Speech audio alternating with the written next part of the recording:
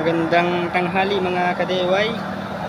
I-share ko lang itong Calandius oil ni Sir Rudnick ng Naga para maipakita ko sa kanya o may proof tayo na na blue flame itong kanyang Calandius oil blue flame yung Calandius oil na darating sa kanya ito Sir Rudnick ng Naga.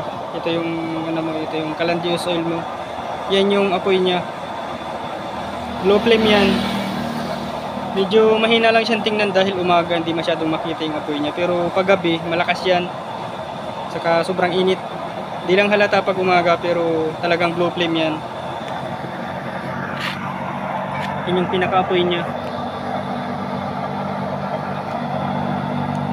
Medyo nagpupula lang yan mga ka-DIY ng konti dahil yung chamber niya medyo may kalakalawang pa, hindi po masyadong gamit. Pero pag matagal na yung ginagamit, yung kalawang niya sa loob matatanggal na.